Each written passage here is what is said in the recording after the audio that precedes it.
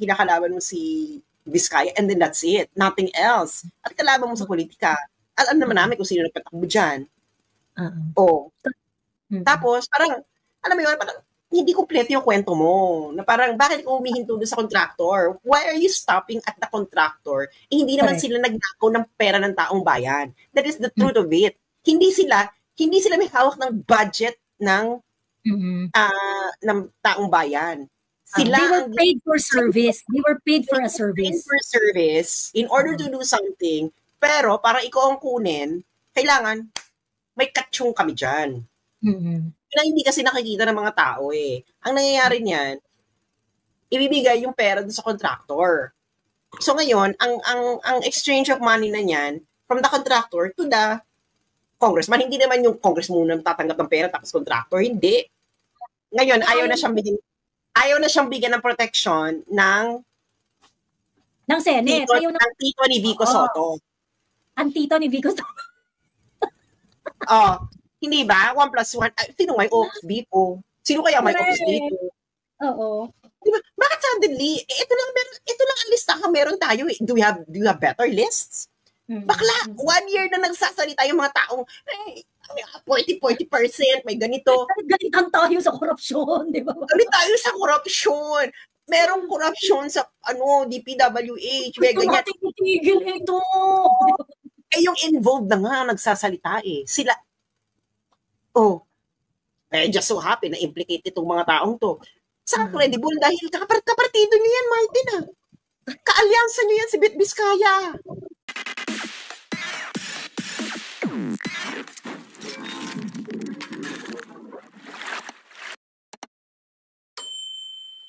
Ngayon, hindi ka makakakuha ng ganyang kalaking kontrata sa DPWH nang wala kang ganyan ding kalaking backer. At alam niyan lahat ng contractor. Di ba, Kuya PJ? Ikaw ba, Kuya PJ? Contractor ka? Makakakuha ka worth 30 billion in 3 years? Contractor lang ako, besides, actually, I just tried to do it as a form of extending my help lang sa government before. Ang sa akin talaga doon kasi my lolo used to be a contractor and I was really after for legacy.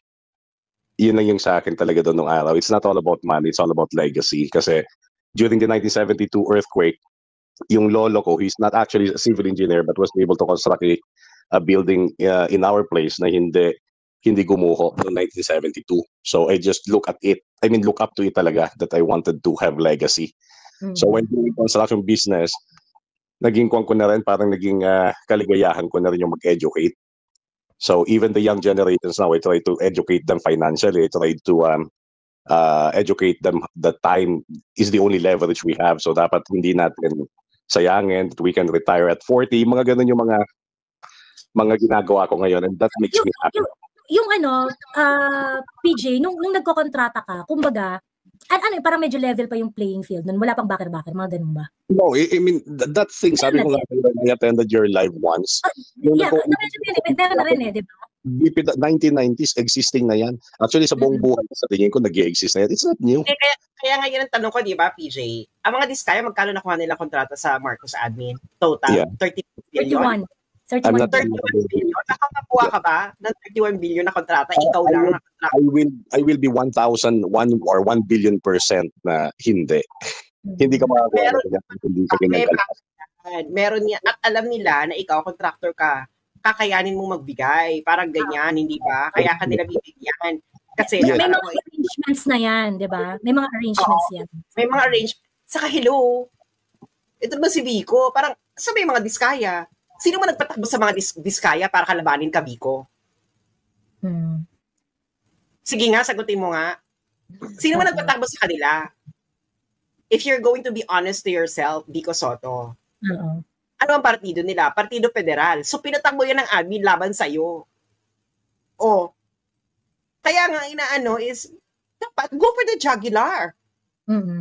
Katulad ni Kiko Barsaga, na napaka-gentleman, sabi niya, huwag din mo i-compare ni Vico Soto, good person. Well, bata pa kasi 25, kaya ganyan, good person. Saka, kasi cat person, kaya very gentle yan. Pero no, hindi ba, unang-una, Vico, sino mo nagpatakbo sa mga Vizcaya para kalabanin ka? At ang clue mo dyan, kung hindi ka tanga, Partido Federal ang kanilang partido. So, alam mo na. Alam mo na, correct. Alam mo na. So, ngayon, huwag ka magmaang-maangan na ang kalaban mo lang ay mga Biskaya. Pwede ba yun? Ano yun, sila lang na tumayo lang, na tumakbo. Pero ang bottom line dito kasi, Vico, sila lang ang listahan ngayon. Lahat na nagchichika-chika about, may payola sa mga kontraktor, may mga payolang ganyan, ganito, ganyan. Wow, walang names. Ito talaga ang pak. Natalo kayo ng kontraktor. At hindi na ito umabot ng buwan, ha? As in, tapos pagkatapos silang magsalita, biglang nagkabalasahan, biglang nag-cut. Siyempre, ano mo titigil ng mga tao dun? Bakit kayo nag-cut? Nung pinakalala na si Martin. Nung ganito. Hindi ba? So, kaya nga parang, alam yun, lumuo kay Vico, na parang, ganito pala si Vico. Kung siya yung sumagot talaga nun, ha? Dun sa posts. Ngayon, kung hindi siya, naku, yung social media ni Vico, nakakahiya ka. Yeah. Di ba? Nakakahiya ka. Parang, anong ops? Tinatanong ka lang kung ba't di mo pang ikaw na lang magpangalan? Ops? Very, very political yung concern, ano? Very political yung concern. Anong ops? Kung sabihan ka na pangalanan mo, tapos sabi, ano yung binabaliktad daw yung binabaliktad daw siya. Hindi binabaliktad, wala ka talagang pinapangalanan. Alam na nakikita ng mga tao na kinakalaban mo si Vizcaya, and then that's it. Nothing else. At kalaban mo sa politika. Alam naman namin kung sino nagpatakbo dyan. Tapos, parang, alam mo yun, parang, hindi kompleto yung kwento mo. Na parang, bakit ko humihinto doon sa contractor? Why are you stopping at the contractor? Hindi naman sila nagnakaw ng pera ng taong bayan. That is the truth of it. Hindi sila may hawak ng budget ng taong bayan. They were paid for service. They were paid for a service. Paid for service in order to do something. Pero, para ikaw ang kunin, kailangan may katsyong kami dyan. Na hindi kasi nakikita ng mga tao eh. Ang nangyayari niyan, ibibigay yung pera dun sa contractor. So ngayon, ang exchange of money na niyan, from the contractor to the congressman, hindi naman yung congressman muna tatanggap ng pera tapos contractor, hindi. Kaya, ay nako, tapos ngayon, di ba meron silang ledger? Asan yung ledger? Ba't hindi ayaw na nilang palabas yung ledger? Sabi nila may ledger. Dapat nga, di ba sa Congress, asan yung ledger? Palabas mo na yung ledger. Hindi nga nila ipapalabas. Sinabi na yung ledger eh.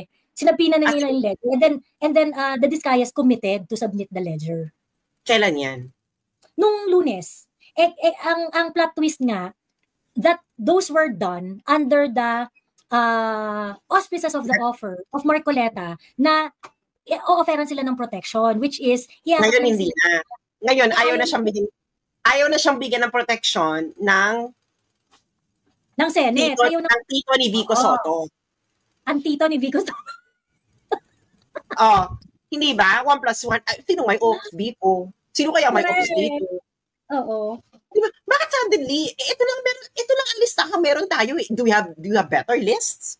Bakla, 1 year na nagsasalita yung mga taong 40%, may ganito. Ganitang tayo sa korupsyon, di ba? Galit tayo sa korupsyon.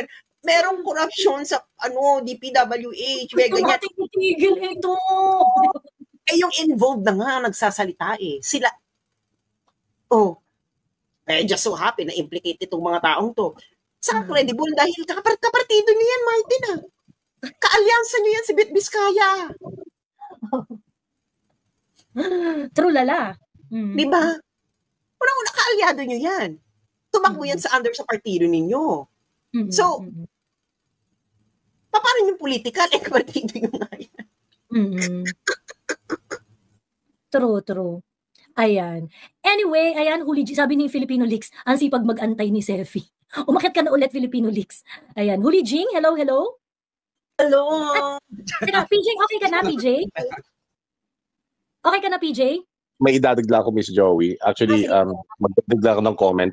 Actually, nung unang Senate hearing sa Blue Ribbon Committee, yun nga yung kinaiinis ko. Kasi that was yun na yung tawag dyan. Di ba doon nilabas ni Vizcaya yung affidavit niya, list with the list of names. Kung maayos lang kasi sana talaga yung mga line of questioning sa mga senators doon, which we all know, yung mga like Tulfo Brothers, mga nonsense naman They could have extracted more information and they could have subpoenaed more, like kung ano yung pinangahawakan ng Diskaya. So ngayon, like for instance, yung ledger na yan, sino nga bang nagkuhan yan? Nagsabi na niya sa Congress.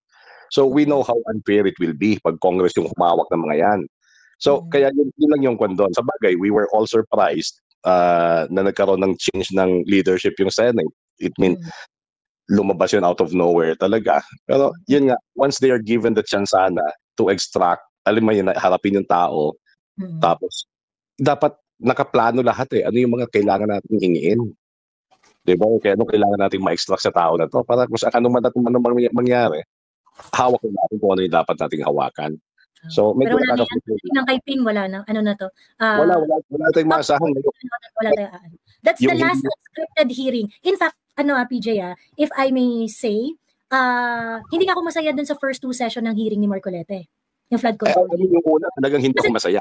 Oo, kasi parang yung, alam mo yun, yung parang, come to think of it, I think si Marcoleta, rin siya, kumbaga parang, syempre, pagka nangain siya agad sa first 2 hearing, baka hindi na magtagal yung hearing. So, kumbaga, kailangan mong, sige, pasayahin mo muna ng onti yung Malacanang, na kunwari, medyo sumusunod-sunod ka sa narrative nila, na hindi ka masyadong, atat na atat, ganyan-ganyan.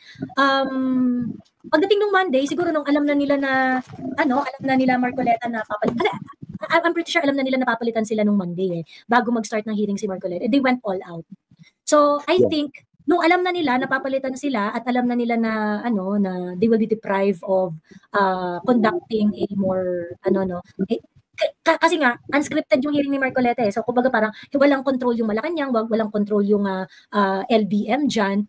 Sinis nila yung opportunity. And for that, I commend the Duterte block, yung si Marcoleta, Duterte block, na they did the best that they can given the circumstances. Ayun. Yeah. Sa dalawang hearing nangyari sa Senate, actually the only best thing that happened was the name dropping. Although kahit na alam natin hindi yun siya enough kasi ilang kongresista lang yun yung nabanggit doon, and alam naman natin yan when you talk about Congress, it's wag na lang tayo magbanggit ng numero, but for sure wala yun sa kalingkingan yung numero na yun ang mga involved dyan. So at least may nangyari, pero yun nga lang, mabibiti na tayo kasi ang next, wala na tayong asahan. Kanina nga rin sinabi mo na hindi pinirmahan ni Soto, that is actually very, very frustrating. So, halata talaga masyado na nililihis nyo na yung issue sa politiko, which actually the most guilty sa bagay na to. But anyway, sige, I'll just stay at the back lang muna, tapos kung sakali, join lang ako later. Salamat. Okay, thank you, PJ. Ayan, Huli Jing, go! Yes, hello. Good morning, everyone. Charlotte. Di ba, nagsalita na si Mayor Magalong and he name-dropped Zaldico already. And if this is the strategy that Attorney Libayan is saying, well, it's not impactful. Attorney, wala na siyang impact sa people. Kasi pinangalanan na ni Inday yan last year pa. That's something that you don't know. Di ba? Parang mas na-excite kami doon kay Diskaya. It's because Diskaya says na may ledger sila. So what else can Mayor Magalong offer to us? He is just saying na it's Zaldico. So what kung sa Zaldico Attorney Libayan? So is this a strategy that you're talking about? Well, it's not an impactful strategy. And to say the least, hindi kami takot kay Mayor Magalong. Kung tatakbo man siyang presidente, kung tatakbo man siyang vice president, even with Vico Soto, again, please prove to us, the DDS supporter base, na we are a weak base. Ilang candidates ng mga Huli Jing, handun pa lang sila dun sa proving that they are a worthy opponent. Hindi nyo pa nga na-prove na you are a worthy opponent kasi nga, boys, di ba mga fence-sitter kayo, mga ayaw yung manindigan, pagkatapos matatakot kami sa inyo, di ba? Hindi, bakit? Hindi ba worthy opponent Bakit matatakot sa inyo? Unang-una, kung mahina ang DDS, bakit yung binibembang si Sara? True. Bakit pinag-aaksaya ng panahon?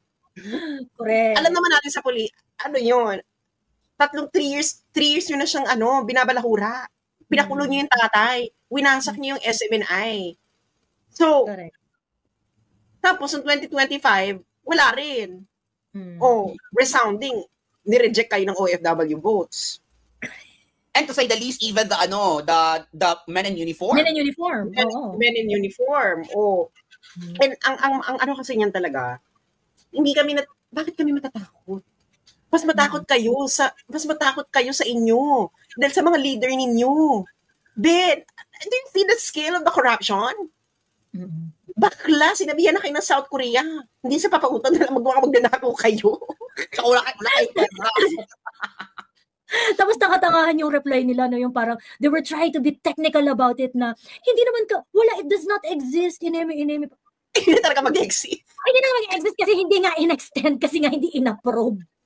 Pero Ate Joey, I think I remember that, yung tulay nga ng this is Uswag Ilonggo, mga Ilonggo dyan, you should be enraged. Kasi yung tinanggihan ng Korea na funding, it is the bridge between Iloilo and Guimaras.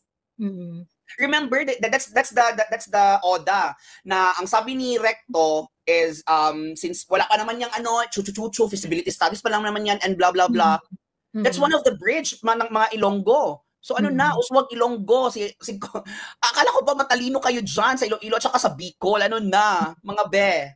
So, wag tayo masyadong and yung last live mo ate kasi nag-team replay kasi ako doon kasi antok ako. Sabi nga ni Mayor Baste, pag antok, mag-team replay na lang. Yes. yung yung sabi mo na about sa water control or flood control program or projects sa Davao, it is actually, yes, you're correct about it na it is actually really designed. I think it's a 50-year plan na naka-design talaga and it is identified. Based on the parang multi-year study ng JICA. So, yes, ang ginagawa ni Inday, nung mayor si Inday, kasi nag-start yun, mayor pa si Inday. So, kaya ginagawa nila doon sa Davao, they do not approve any flood control program that is not part of that study. Correct. So, that's why they build up on their flood control system. Correct. Ganon. So, kumbaga, pag hindi yan part ng study na yon, they're not going to fund it. They're not going to do it. Ganon. Yes, that's correct. And and the audacity of the national government para magpa-picture doon sa mga kasi si Vince Dizon napapicture yan siya doon sa yung DOTR pa siya. Sir, hindi niyo po finand yung mga bases ng Davao. Inutang po namin yun ng mga Davaoenos. Hindi po yung national government funded kasi hindi niyo finand yung mga bus namin na galing China. So China actually provided us the loan and as well as the buses, and the buses are really good. And it's implemented, 'di ba? Parang phase 1 na yung bus.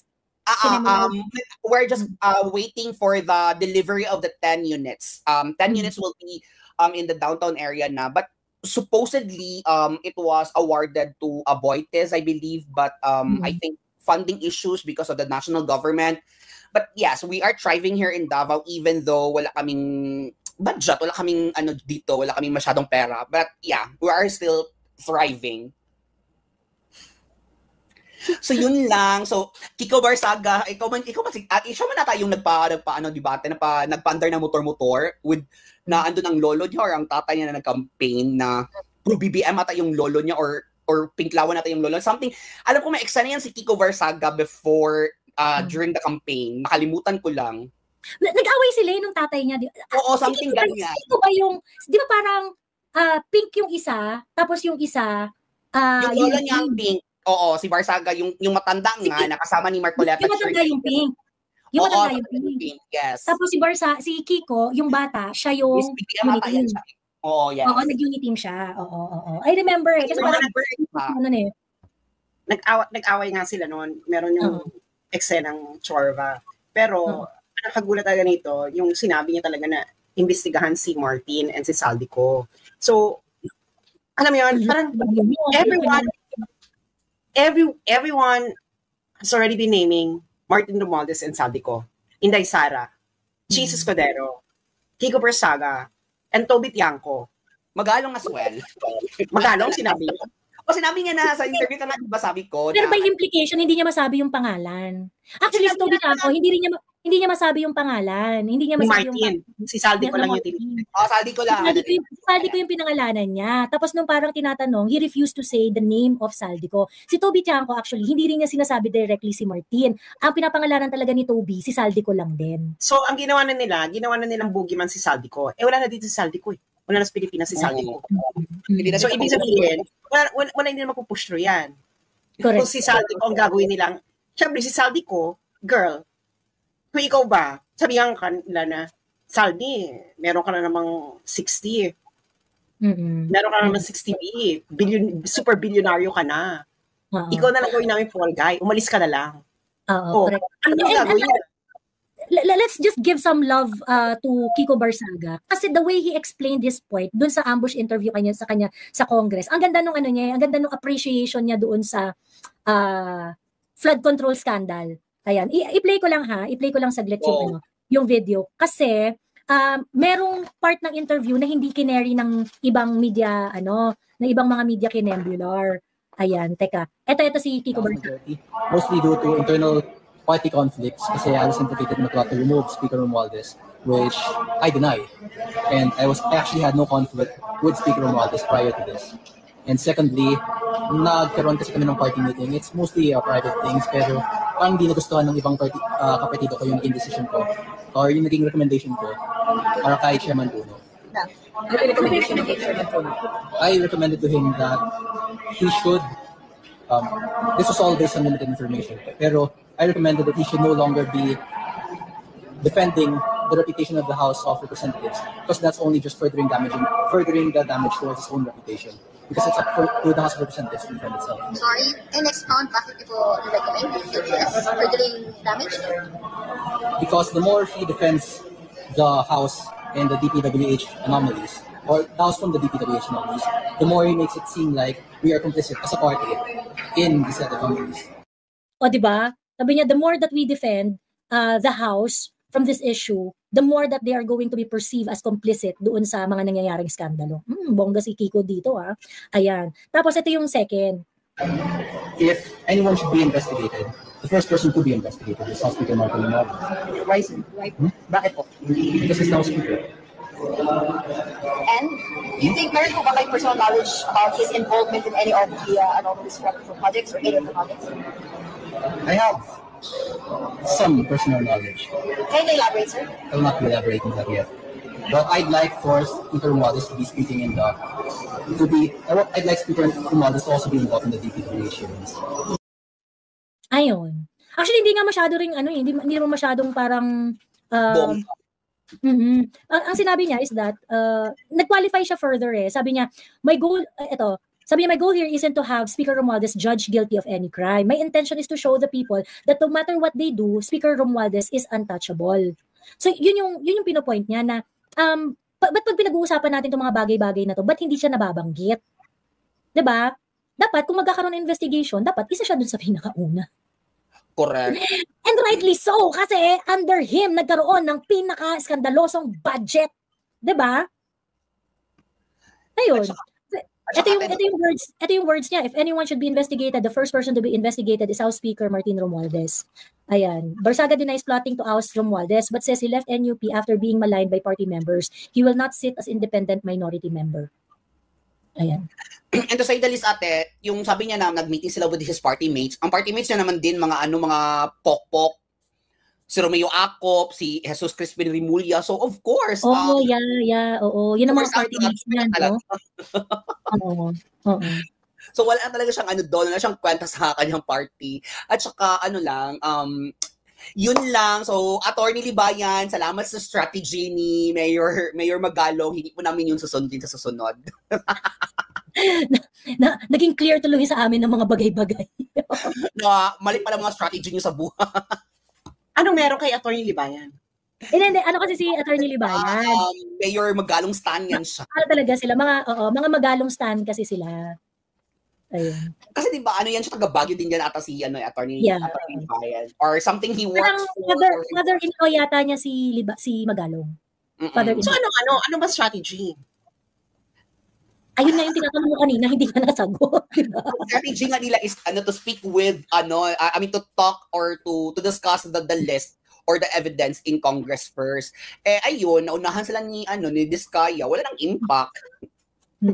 Kasi yun ang list Hindi, kasi yung kay Magalong, sige magpapangalan ka. But the thing is, are you in the scene of the crime? Oo. Kasi bakla ito talaga, they are in the scene of the crime. Yung mga Diskaya. Kaya ganun ka-valuable yung statement nila. So true. Parang nasa sila, parang nasa isang lugar sila na andon si Martin, andon si Zaldico, tapos the Vizcaya. Si Martin yung nag-handover ng kutsilyo, tapos si Vizcaya talagang sumaksak. Parang gano'n ang 'di ba, ang narrative. Si Magalong, parang lang siya, nag-watch lang siya ng CCTV na binigay sa kanya. So chika lang din yung ang si Stes, chika lang sa kanya.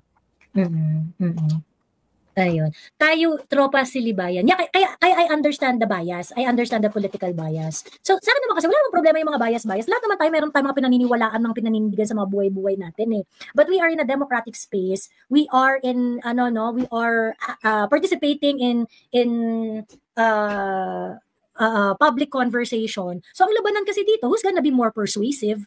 Diba? Is your logic performed in your ivory tower more convincing than a more hinged analysis of what transpires in our political landscape?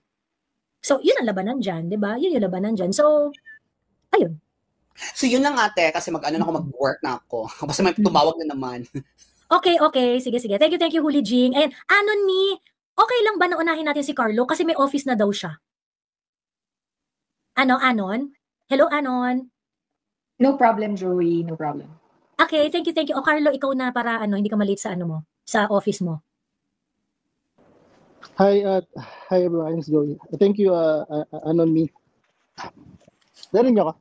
Yes, here na. Go. And yeah, point ko lang. Actually, marami, pero bibilis ako na lang kasi papasok ako. First yung kay Soto, kay sa matanda, kay Tito Sen. Wala yung respeto ko kasi alam mo yung nagkakaano sila about sa impeachment ni Sara, like I follow, sabi niya sinusunod ko lahat yung rules, ganyan. And then yung kahapon yata yun, yung nagkasagutan sila ni pinamigay niya yung na contempt nila, which is under their di ba, like dude, nagayabang ka, pina-follow mo lahat ng rules, like dati pinagayabang mo, on time ka palagi, ikaw na yung pinaka-obedient dun. Tapos bibigay mo yung rules. I mean, i-give up mo yung jurisdiction mo over the person of Bryce Hernandez sa House of Representatives. Di ba? Kung gusto mo, and I appreciate the pushback of the minority yung minority sa Senate. Galit na galit si APC, si Bato, si Senator Bato, who went above and beyond in explaining na nakita niyo yung ginawa dun sa parang let's consider this kung gaano kahustay lang House of Representatives, kasi nagsalita sa atin si Colonel Grijaldo nung nagsalita sila sa House of Representatives. Anong ginawa kay Grijaldo? Di ba? Kahit na gustong i-invite ulit sa Senate, di na binigay. Di ba? Correct. Oo. Like, tapos sinasabi niya kapag daw sila naman nangihingi sa Congress, baka hindi daw sila bigyan. Alam mo namang hindi sila lumalaban ng patas eh. Alam mo na yung Senate President ka tapos nagpapa-under ka sa kanila. Correct. Diba? And hinahanap ko ngayon eksaktong part na sinabi niya, but we have to parang give due course to the request of the House Speaker. Merong ganung sinabi si Bakit? Diba? May kayo, diba? Ano yung tawag doon, yung separate, meron silang sinasabi pag ayaw nilang dumalo sa Yeah, meron kayo independence. Yeah. So, ikaw, ang pinakakalat mo sa mga tao, sinusundan mo yung rules ng Senate, and para sabihin na ikaw ang Senate President na sumusunod sa lahat ng rules. On time ka, wala ka, stricto ka, ganun. Tapos ito, kauupo mo, kababalik mo sa Senate President, first order mo, ipamimigay mo yung nasa responsibility mo. Di ba, binigyan ka ng, bantayan mo to Tapos, may pinapabantay na bata sa'yo or aso or something. Tapos, binigyan mo sa iba para sila yung magbantay. Di ba? Like, anong yun? Anong makukuha? Yun yung first na mo. Tapos, second, di mo pa pinirmahan yung sa mga Diskaya witness. Nag-whistleblower sila. Lahat sinabi nila. And nakitang-kita mo dun sa the way na i-deliver nila yung affidavit nila na sila yung gumawa. Like, because, like, hindi katulad dun sa kay Bryce na kulang na lang diktahan siya na, ito yung next sasabihin mo. And believe ako dun sa HOR kasi overnight nakagawa sila ng script. Although hindi tapos, pero at least nakagawa sila. One day lang yun, di ba? Yung from the Senate to the, nakagawa kagad sila ng script. Yun lang kay Tito. Parang nakakawala ng respeto na, kasi, dapat man of honor ka. Tutang-tuta ni Martin eh, 'di ba? Yeah, Tutang-tuta like ni obvious na Martin. obvious. Oo. Oo. Like, come on, like, pinagayabang mo 30 years na dyan. So, 30 years tapos yun lang hindi mo Alam mo, Miss Joey, naalala ko tuloy, siya ba yung Senate President ng kay Trillanes? Di ba kahit na anong gawin ng, sinabi niya, hindi na yung papalabasin si Trillanes. Anong tago sa Senate si Trillanes? Correct. Di ba? O bakit yun? Bakit yun? Ano na yung kumukuha yata ito, di ba? DOJ ba? Nag-yield sila dun sa gusto ng House of Representatives, no? So it becomes very clear kung bakit talaga nagkaroon ng change in leadership. Actually, may kwentong barangay nga ako dyan tungkol dun sa assassination attempt against Inday, yung assassination plot against Inday, and the change of leadership in the Senate. Yung Senate ngayon? May relationship siya. According sa kwento sa Kaparangan, sige, kukwento ko na ang kwentong barangay, ganun. Ang kwento sa Kaparangan is that, well, Inday has always been aware, no? Kasi talaga, gumastos na sila ng bonggang-bongga kay Inday. Ang dami na nilang naubos na resources para itumba si Inday. Pagkatapos si Inday pa rin ang number 1. Siya pa rin ang strongest contender. 'Di ba? So ngayon, I think they are anticipating that maa-oust itong si Bongbong Marcos or something's gonna happen or ganyan. And so, Soto is part of the contingency. Kasi siya yung third in line eh.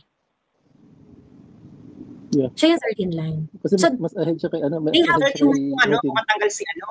kumatanggal pareho si Sara at si siya yung magiging for the meantime. Siya yung magiging for the meantime until makapag-hold ng election or something ganito. Bakit naman tatanggal pareho si Bongbong sa si Sara? Kasi nga, 'di ba parang umiinit. The climate is heating up. Tapos ito pang Nepal ay hindi nakakatulong dahil ang Nepal tinulak sa tuloy yung finance minister nila. Nakita mo ba yun, Box? Binugbog sa kalsada ng Kathmandu. Pagkatapos ng pagdating na sila dun sa dulo, dun sa Metulay, tinulak at saka pinaghampas. Pagkatapos pagdating dun sa river, nalaglag na dun sa tulay, pinunta pa ng mga tao pa.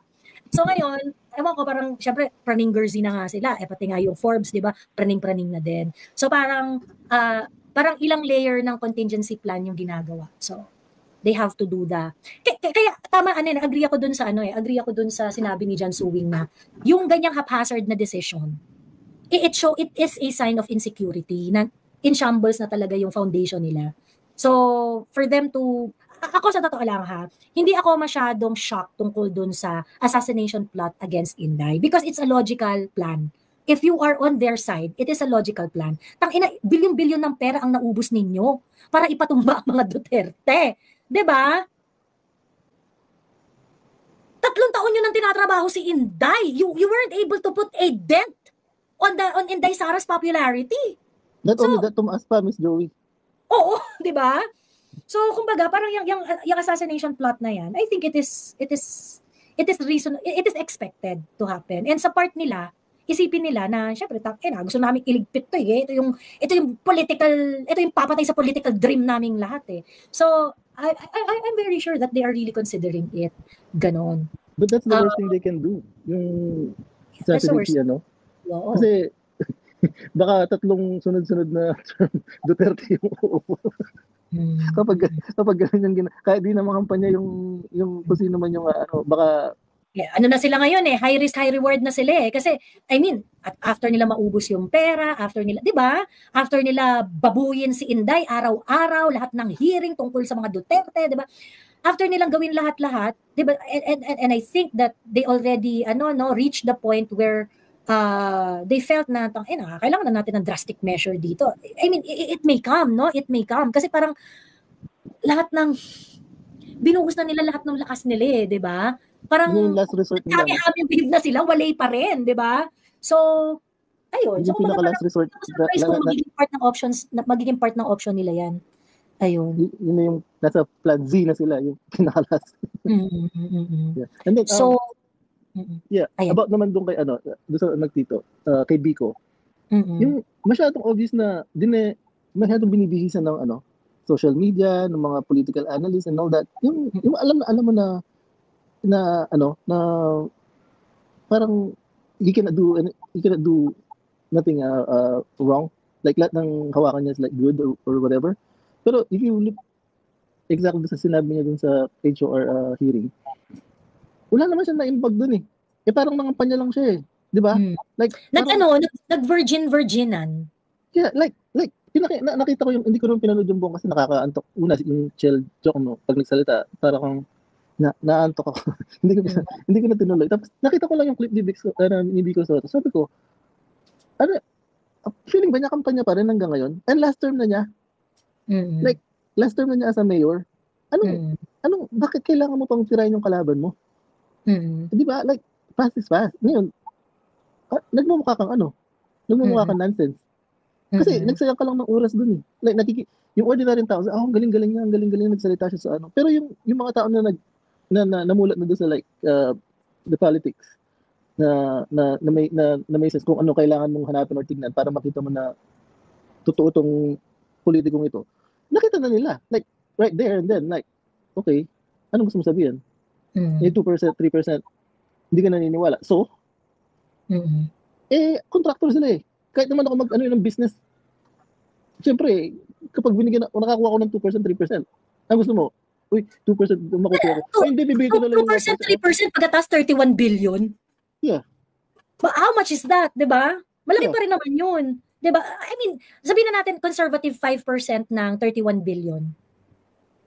Magkano yun? Di ba? Magkano yun? Hindi pa rin naman biro yung amount na yun eh. Yeah. Di ba? Ayun. So, yun lang. Tapos, and then, last point na lang. Yung sa HOR, yung kay Luis Pro, nung inaano niya yung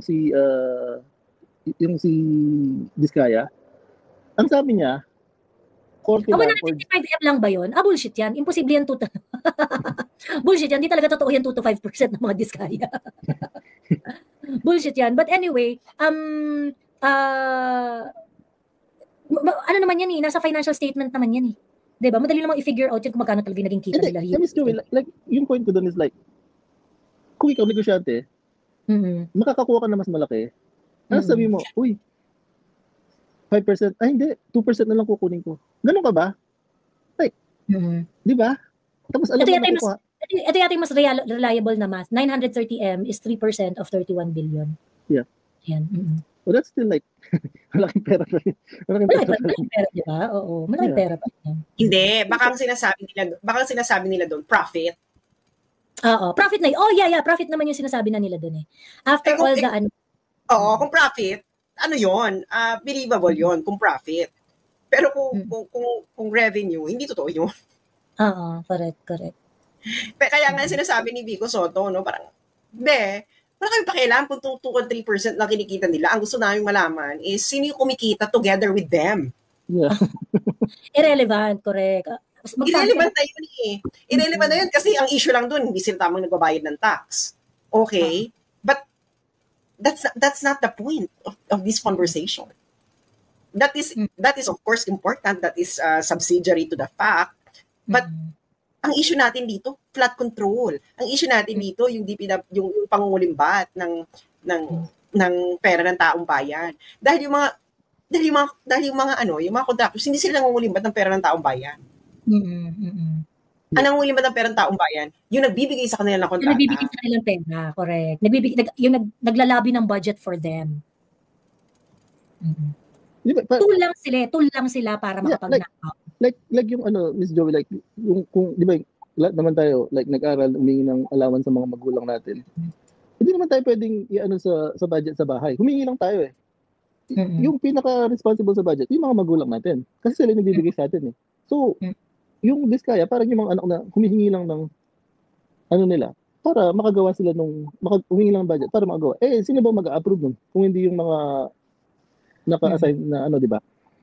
So, and then kaya nga yung mga Diskaya would be in a position really to be a state witness kasi yun ang requirement sa state witness eh. You are not the most guilty. You are not the most guilty and kung ano yung mga krimen na ginawa mo would have not been possible kung ituturo mo yung most guilty. Yeah. Like sa mafia, like yung RICO law, racketeering. Di ba? Kukunin nila yung nasa baba para makunin nila yung pinaka-main. Eh, yun din ang point ko nung nasa HOR sila. Sabi ni Luis Tro, judge and court lang yung makakapagsabi kung makakapag-state witness si Vizcaya, di ba? Eh, right there and then, after nun, may statement yung Redon. Sabi niya, hindi kayo pwedeng state witness. Judge or court ba siya? Di ba? Sabi niya, hindi, sila mismo nagsabi na hindi kayo pwedeng state witness. Binasa pa nga ni Luis Tro yung mga Binasa pa nga ni Luis Tro yung mga qualification pa. Pasok lahat dun yung sa Pasok lahat yung lima ba yung sinabi niya, yung point? Pasok lahat yung, kung i-analyze mo mabuti. Kaya Carlo, kaya super turn off talaga kay Vico Soto. Kasi, ba't may X out yung mga diskaya dito? 'Di ba? Bakit huwag kayo maniwala sa mga diskaya, kineme, ganyan. Kasi, they are the bridge, They are the bridge between dun sa mga ginagawa ng mga contractors at saka yung mga protector ng mga contractors para maging possible itong corruption na ito. So ngayon, basically, Vico Soto is protecting the people in PWH and yung mga politician na involved dito sa systematic flood control corruption, di ba? Yeah. Like, sila na yung kung tatanggalin mo yun, wala na. Oo, correct. Miss Joey, can I add up something on that? Teka lang, PG. Carlo, finish ka na sa Finish ka na sa mga points mo? Last point na lang, yung sa niya ni Kayo before, mga 2 minutes lang. Kanina, I get Kayo's point. Kasi ako very logical din ako eh. Like, I think logically first, bago ko tignan, and then kapag hindi ko nakikita yung logic, titignan ko na yung bias. Na, di ba, ganun naman talaga eh. Kapag nakita mo, like, I think Kayo is like, in this, hindi ko alam kung mas matanda siya sa akin na mas bata siya. Pero, na-experience ko rin kasi yung sinasabi niya. Yung, tinitingnan ko yung everything, especially nung bago ka pa lang sa politics, as logical lahat. Like, kung everything is like, in a very logical world, na hahanapin mo yon. But, the past na yung time na mulat na ako sa mga politics, like, especially with the Dutertes, lahat ng, in politics, iba-iba yung nila. So, you cannot find logic na ganun lang. Natitignan mo lang siya as logical. Kailangan makita mo rin yung kung sino may bias, kung ano.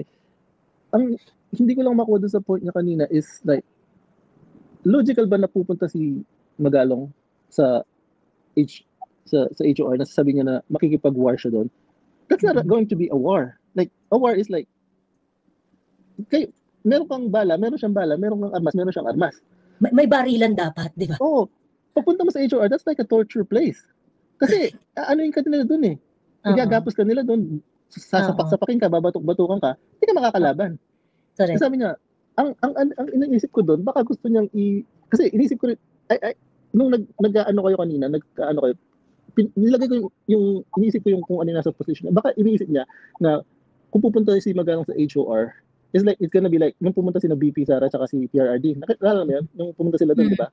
Like, so, but those are two different things. Kasi, iba yung nila doon eh. Like, iba yung dating nung meron kang malaking support na behind mo na pupunta doon. And then, alam nila kung ano yung sasabihin nila. First, pareho silang abogado. So, and on top of that, kahit na ganun na sina PRRD at BP Sara, nakukuha pa rin nilang, pag natutumbok na nila yung point, di ba, binubusalan pa rin sila? What more? What more kung si Mayor Magalong? I mean, I respect Mayor Magalong kasi yung sa 44, and alam ko he's very like respectable like sa ng mga men in uniform tsaka yung nangyari sa kanila ni but if you're really like think na si Magalong ganun pupunta doon, it's not gonna be like that kasi nga hindi siya bibigyan ng equal playing field wherein kung pumunta siya doon sa kay Marcoleta, tingnan mo naman malaya nagsasalita doon, di ba? I-expose niya. Ngayon, kailangan lang niyang harapin yung mga hard question ni Magalong, ay ni Marcoleta. Yun lang yung ano niya. Kailangan sagutin niya yun. Ngayon, kung yun yung reason kung bakit di siya pumunta doon, diba? It cast doubts. Ano doon? Yun yung point. It cast doubts, di ba? Bakit na minsan audience siya doon? Di ba ano ba yun? Pumunta siya doon as audience eh. Di ba may Senate minsan audience siya. So, Yun ang point. And then, last na lang. Yung sinasabi niya yung kay Maharlika, between you and Maharlika, and then Magalong, and then pupunta sa HOR. So yung dalawa ni Maharlika, pareho kayong may baril, pareho kayong may bala. Correct, oo. Ngayon, kung babarilin mo yung si Maharlika, kung hindi siya babaril, kasalanan ni Maharlika yun. Kasalanan ni Maharlika yun. Oo, correct. Siya, di ba? Oo. Yung sinasabi niya na kung hindi kayo content, hindi niya ako content. But, yeah, diba? Still by control, di ba? Yeah. Hindi talo ka sa barda, kung di mo ikaw content, hindi talo ka sa barda, di ba? Yeah.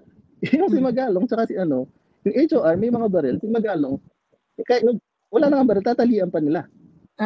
So he's like a standing target, like, dun lang siya. They can ask him to talk or to speak. And yun ang hindi ko pakuha doon sa logic niya na, and then, ililipat niya nung nako-corner na siya, ililipat niya na, hindi, ganito yun eh. Kasi may distinction na, ano yung pagkaka-distinction mo na kung pina-follow nila yung rules. Yun nga yung problema eh. Yung rules nila, they can use it to their advantage. Di ba? Like, hindi ka pwede magsalita hanggat hindi ka ina-acknowledge. Rules nila yun. O ano magagawa nun? Paano naging gera yun? Yun yung point ko kanina. Pero, hindi ko kilala yung kachat mo kanina, hindi ako nakikinig sa kanya. But, I just feel like yung logic niya is like he's very logical na hindi niya naisip na politics is not like that. Kasi that's the difference between logic and science. Yeah. Yun kasi yung logic, magiging ano lang yung logic, magiging super useful lang yung logic if you would be able to carefully identify all the variables in your syllogisms. Yeah. So ngayon, kapag hindi mo kilala lahat ng variables mo, yung syllogism mo, magiging hasty generalization yan parate. Diba? Kasi parang mag-assign ka lang ng value, A, as B, ayan, and then you follow the logical rules and the kemerut, ganyan. But, yeah, go sa. Ang gulo kasi nung war niya. Parang war. So, kung gumamit ka man ng metaphor, gamitin mo naman ng tama. Kailangan alam mo yung structure ng metaphor mo, yung internal relations ng metaphor mo, o yung katulad ngayon, di ba yung sinabi ni Kuya, si Kuya nagsasalita kanina? Carlo. Si Carlo, ayan, si Joey, si Maharlika, war talaga sila, bardagulan talaga sila. Wala talaga, kasi wala sa kanila nagsiset na, ikaw Joey, magsasalita ka lang sa ganitong oras, ikaw rin Maharlika ha, walang ganon. Hindi na war yun. Anong tawag doon? Friendly debate na yun. Kung kayo, kung kayo, sila talaga warlahan. Yan talaga warlahan. Diba? Walang rules. Ang rules talaga nun is talaga matira-matibay. Yun ang war. Yun ang logic ng war eh. Ang logic ng war is matira-matibay. Correct. Pag ikaw, nandun ka sa house, Bex, pilay ka na because yung kalaban mo ang magsiset kung sino matitira. Correct. Unless ang gusto mo is war using pity, 'di ba? As a way to win. Yes. Or pwede mong gawin yung ginawa ni Ka Eric, yung nag-ganon-ganon. Gagawin ba yan ni Magalong? Parang hindi naman. So parang nakita na natin to eh. We already seen this kind of ito naman tong mga to para namang hindi naman kayo parang namang bago naman tong mga observers ng pelikula ng politika. Di ba kita mo kay Napoles? Nandun siya sa Senado. Hindi siya makapagsalita kasi lahat ng nandun, customer niya. Ginamit siya. Kaya nga bilib ako dito sa mga diskaya. Kasi nga, sila, nagsasalita to sila, pinapanindigan nila yung mga sinasabi nila. Sabihin na natin, meron dyang hindi tama, meron dyang hindi mali. Pero, dito tayo ngayon sa best available evidence. Correct. Kasi, other than that, chika ninyo. Ito bakla, nandun siya sa scene of the crime. Oo. Correct. Sila, mga diskaya, ang pinaka-competent to speak about dun sa mga taong involved. Sabi ka yan. Sa gusto ko sinabi niya, kung gaganitin nyo kami, di wala nang lalabas sa contractor. Correct. Yan yung Tama naman siya dun. Yan yung gustong, Miss Joey, magsalita na lang ako ha. Yan yung gusto kong point out. Make it quick, DJ ha? Kasi yes, ma'am. natin eh. Yes, ma'am. Short na lang ito, palobat na rin ako. Yan yung gusto kong sabihin. Actually, yung kay Magalong, tama yung sa'yo. Kumbaga pa, ang sa binabasa ko lang yung mga kilos nila. Si Magalong actually is nagiging politiko. Sabi ko sa'yo kanina, he is actually aiming maybe one of na ina-eye for a higher position na for 2020 election. So, ang strategy sa tingin ko, yung bang pupunta siya ng HOR kasi hahakot siya ng simpatsya ng tao in the long run. Alam mo, that spells the that actually is the implication of the strategy and the value that they assigned doon sa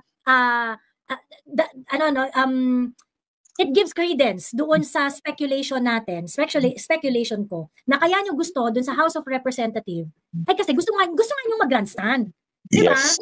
Gusto nyo magdrama, whatever it is that you're going to do, na makikipag-war kayo through dramahan, makikipag-war kayo, alak ka, Eric style, ganyan-ganyan.